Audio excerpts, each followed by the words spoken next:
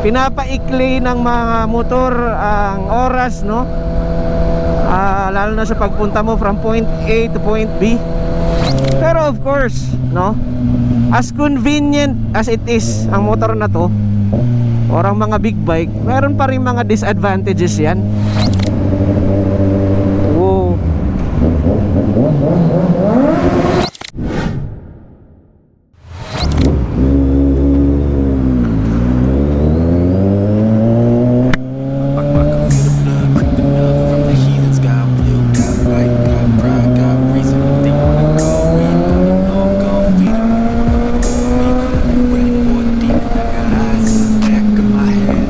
What's up mga katodo? Magandang morning sa ating lahat, no? Woohoo! Alright guys, papunta tayo ngayon sa South at mag-a-attend tayo ng isa sa special na okasyon para sa aking anak. Siya po ay gagraduate. Actually, ang graduation ay bukas pa. And today is yung Thanksgiving Mass. So, alas 8 ang ating call time.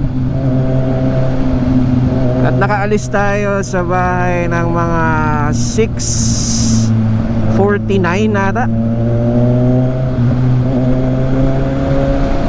And as of this moment ay 7:08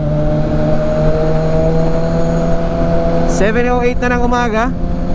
And isa talaga to sa itong motor na to, mga expressway legal na motor, no? Kumbaga, napakalaking time saver. Kasi kung nagkotse tayo ngayon, ewan ko na lang, doon pa lang sa may Bikutan, wala na. Abuti na tayo ng siyam-siyam doon. So, from our house, kung magkukotse ka, no, papunta dyan sa may entrance sa may Bikutan Expressway, siguro aabutin ka ng mga roughly 30 to 45 minutes, no? Gawa ng napaka-traffic, maliit ang daan, and rush hour pa ngayon kasi alas 7 ng umaga and after holiday, no? And alam naman natin pag mga after holidays, bugso ang mga sasakyan. Isang malaking example na dyan yung sa kabila, oh, pa northbound yan, papasok ng Metro Manila, and medyo build up na doon sa kabila. So grabe ang oras na natipid natin sa paggamit ng motor. Kinuha lang natin from our place hanggang dyan sa may Bikutan entry. Siguro mga nasa, sabihin natin 17 minutes, mga ganon. Sabihin natin 15 to 20 minutes lang. So malaking bagay talaga.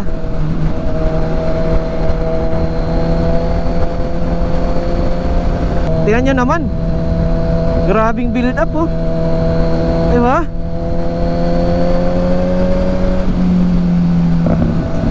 Totoo nga yung sinasabi ni Reed for Speed, mga katodo. Alam ko mostly sa atin nakafollow kay Reed, na pinapaikli ng mga motor ang oras, no? Lalo na sa pagpunta mo from point A to point B, with the convenience na mas mapapabilis ang biyahe mo at makakasingit-singit ka. Sabayan mo pang expressway legal ang motor mo, mas lalo talagang mapapabilis ang biyahe, di ba? Oh, di ba mga katodo, just like that guys, nandito na tayo sa exit ng MCX. So, ito na, pakabitin na to. Ang 7:14 pa lang, 25 minutes. At tindi, no? Pero of course, no, as convenient as it is ang motor na to or ang mga big bike, meron pa rin mga disadvantages yan. Diba? Malaking advantage talaga yung gantong biyahe na mapapabilis ka. Pero para sa akin, meron pa rin mga disadvantages yan, no? Siyempre, una, when it comes to comfort, no, mas lamang ang comfort ng nakakotse ka, syempre, di ba? Hindi ka maiinitan talaga. Malamig, di ba? Naka-aircon ka. Tapos syempre, iwas sa alikabok. Pros and cons pa rin sa motor. Most likely ang essence naman ng pagbabiyahe isa mapapabilis ka sa pag-travel mo from one point to another, di ba? Sana lang basahin. O, di ba?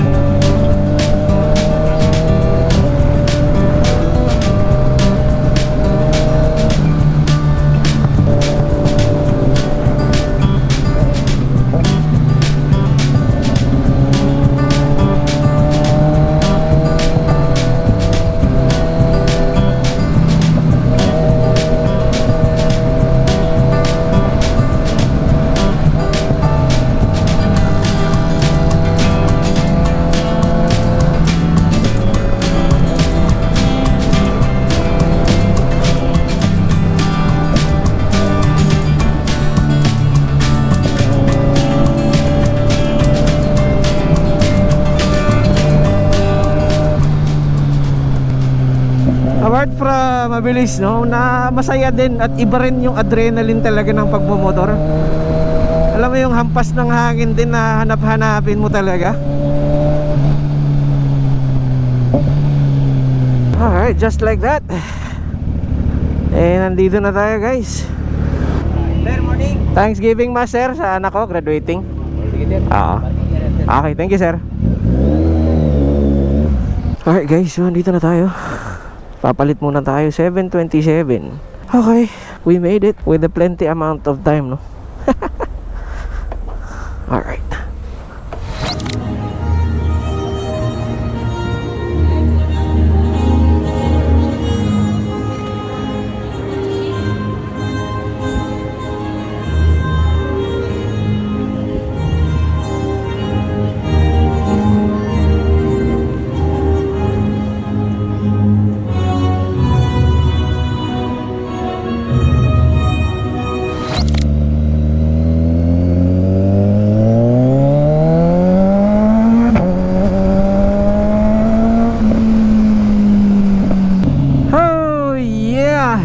Just like that, mga katoto, tapos na ang graduation or Thanksgiving Mass, no? Natin na natin.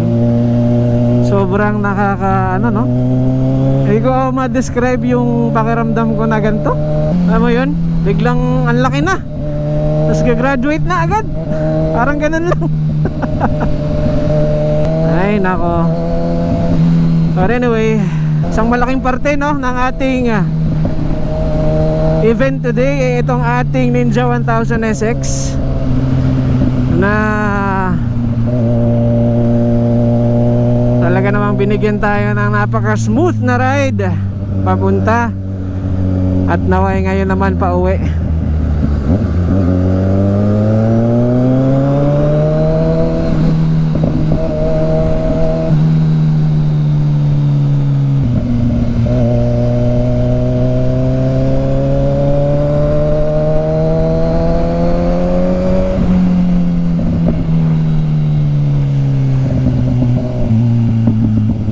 Nakaiwas na tayo sa ulan, no?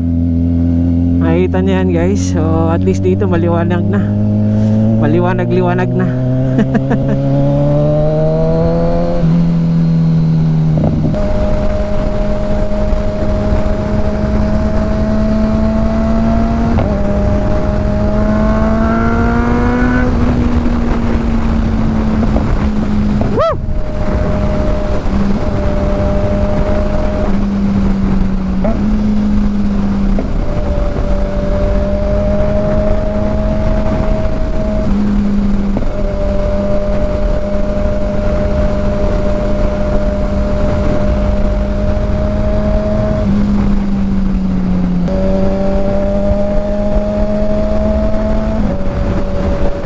so babaybayin na natin ang South Luzon Expressway. At maraming salamat sa pagsama sa atin today sa ating lakad. And syempre andito tayo sa tunnel, talaga namang ano to, required. Akyat tayo ng ano. Wow.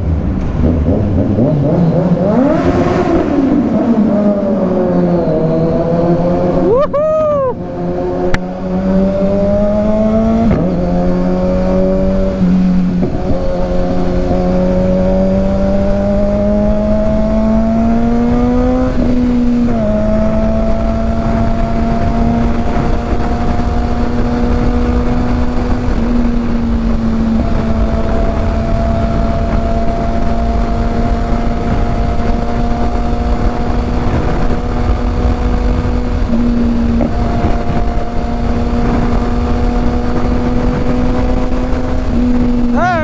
Kita-kits ulit tayo mga katodo sa susunod nating field trip.